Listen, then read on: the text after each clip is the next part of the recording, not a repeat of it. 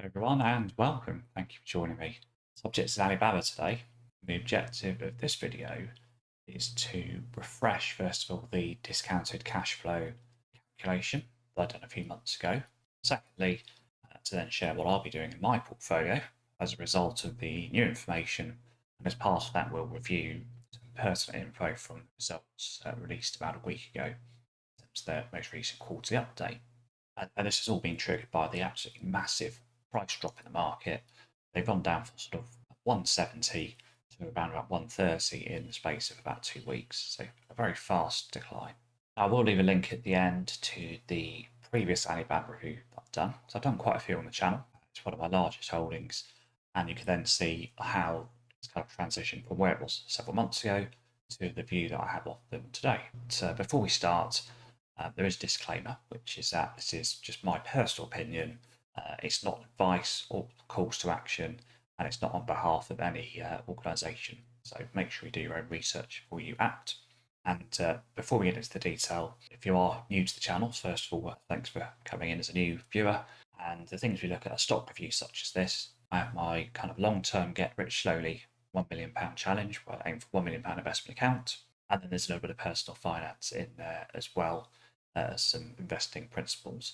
It's all kind of in playlists on my channel page in box sets, so you can kind of binge through the kind of the topics you're interested in. Cool. So then we can start. So if we have a look at the position here, and the position is that we're $133 a share. If we go back to summer, we're at 230, and it's kind of been on a downward trend. It looked like we hit the bottom at just around about 140, shot up to almost 180, kind of dropped a bit to 170. We're back down at 130. So does this present a buying opportunity? Is it a falling knife? That's kind of wanted to first of all get a view for just the overall position. We talk about a market cap of $370 billion. Current P is 19, which seems quite cheap for a fast-growing company. Forward PE is 16. It feels quite reasonable, at least considering how they've been grown historically. Jump over to Morningstar, and you've got that 10-year view. If you have a look at this massive amount of revenue growth here, 20 billion, although note the currency difference here, all the way up to 814. So you divide that by about 6.5 to get it into US dollars. But nevertheless, you can see the massive rates of growth, and that free cash flow, first of all, has always been positive during that growing period. And then secondly, you can see that's growing rapidly as well. The face of it just looks pretty good in terms of an overall story. They've been doing very well. Let's get into that detail to find out really what's going on. My end goal here is to populate this template with some growth figures to potential terminal multiple. This discounted cash flow template is available through the Buy Me a Coffee or the Patreon links below if that's sort of thing you'd be interested in having access to. So looking at their recent results, I want to get a feel for the trajectory of growth. We'll look at a few sources here. So year over year, there's a 29% revenue growth here. So historically, that's a really strong number. And in particular with the international commerce and cloud computing, the growth rate here is larger than that. So that's promising because I think there's still quite a way to go in those areas. However, looking at the forward guidance, this is looking to slow here, somewhere sort of mid-teens, maybe 15% a year going forward. That is a step down. And we have to remember that they do have a hell of a lot of users as well.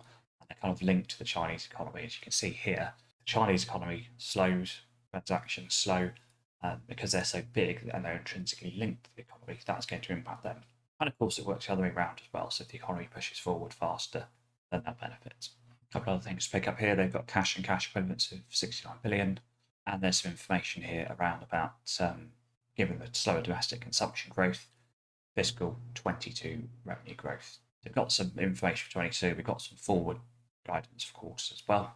One other thing to flag, and that is they've got 1.24 billion active consumers.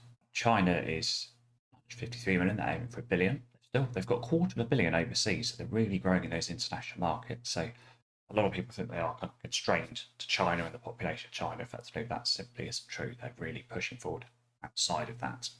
So I've got another source here, Simply Wall Street. Look at that future earnings growth. And they're suggesting 15% over the next 3 years for 51 analysts, which is a huge number. Now, given what we've just heard, I would feel quite comfortable, first of all, stimulating 3 years ahead and dropping in 15% into these categories. What sort of PE do we think that we're trading at? We're probably looking at sort of the 15 to 20 range. Yeah, they are at a PE of 19 today, and that's after a huge kind of loss of confidence effectively by the market in general. I think I'd feel comfortable with a PE of 20, terminal multiple of 20. Let's just check a couple of other sources. So what I've got in here then, just to wrap up this template, is we've got the exchange rate. I'm only simulating 3 years ahead. Now discount rate 15%, and that's because my objective now is to buy stocks that give me double up in 5 years. That's a 15% compound annual growth rate, so therefore that's a discount rate to use. Got their current market cap in, $133, and I've used the free cash flow figures from Morningstar that we saw a few moments ago, and the number of shares I've got from Yahoo. So simulating 15%, that me therefore is intrinsic value is $213. So what that means is at $213, they are priced exactly fairly, according to this information, for 15% year growth. Therefore, anything under that is margin of safety. 133 today.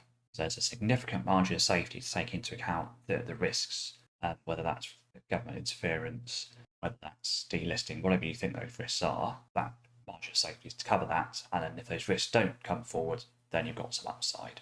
So we're 133, so 213 is 60% higher than that. So there's quite a nice margin of safety there. We're only looking 3 years ahead here as well.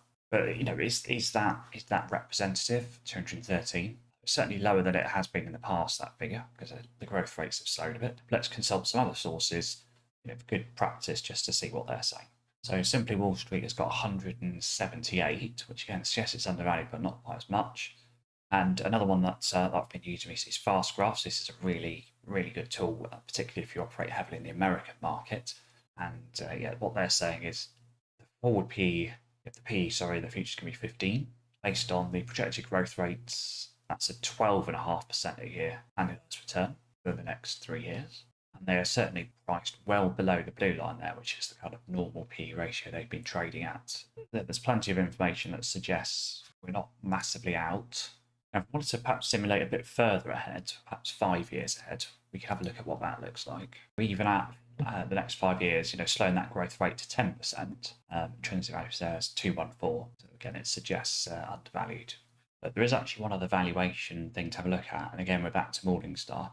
Look at the PE ratio they've traded at, starting at 52. Generally, that's been dropping over time. So now we're pretty much one of the lowest PE ratios they've been trading at. And yes, you'd expect that to happen as a company grows. But again, it's another indicator that, especially compared to the market, it does seem potentially on the cheap side. So I'm really happy that for my calculations, Alibaba can double in the next 5 years, and it's got a margin of safety built in, so that covers off the risk. But actually, it's not just looking at something in isolation. We want to look at it in the context of the portfolio. Now, here is my Alibaba position in the portfolio. Notice here that I started the position right at the end of last year. And as the market price has been dropping, so 210, 195, 190, 175, 158, 143, 140, I've been lowering my average. So that reduces the risks because I've got less to go to break even, and it increases the potential future return. So at 133, clearly that would lower my average further if I were to purchase now. It hasn't performed well so far, but short term that doesn't matter. It's an opportunity. But it is quite a large portion of my portfolio.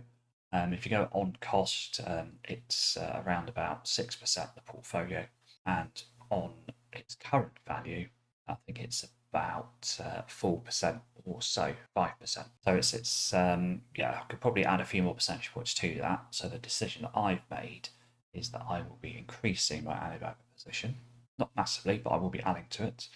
So I think it's still very undervalued, and it give me the return that I want if my calculations are correct. And again, if you like this kind of portfolio management tool, because I've got Alibaba actually across a couple of accounts, I use ShareSite here because it consolidates accounts nicely. You can see your compounded annual growth rate, which you don't normally get on platforms, and you can see nice clear information around sort of average pricing, sort of buy points, etc. There is a link in the description below if you want to sign up to that, because you'll get a discount if you use the link that I've got below. And if you'd like to see another undervalued stock that's my other largest holding in the portfolio, along with Alibaba, click on screen now to review Boohoo recent results. Price has dropped even more since then, so it could be an opportunity for you.